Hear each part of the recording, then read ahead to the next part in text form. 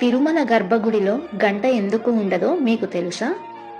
తిరుమలలో బ్రాహ్మణ దంపతులు ఉండేవాళ్ళు. వారికి వివాహమై చాలా కాలమైనా కూడా సంతానం కలగలేదు.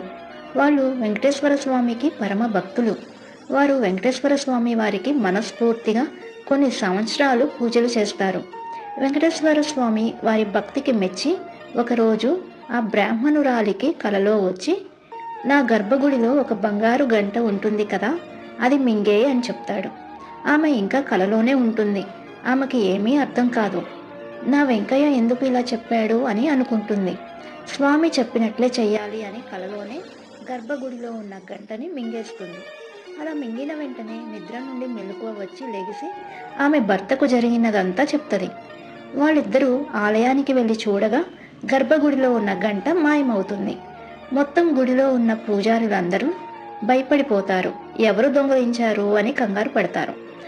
అప్పటి రాజు కూడా ఎంతో భయంతో వెతుకుతూ ఉంటారు. వెంకటేశ్వర స్వామి వీళ్ళందరి కలలోకి వచ్చి, మీరు కంగారు పడకండి, ఆ గంట ఉండాల్సిన చోటే ఉంది. ఇక నా గర్భగుడిలో వేరే గంట కూడా పెట్టకండి అని చెప్తాడు.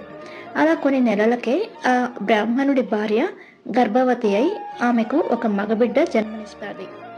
ఆ బిడ్డ ఎవరనుకున్నారు? ఆ బిడ్డ ఎవరో కాదు, ఆయనే స్వామి వేదాంత దేశిక.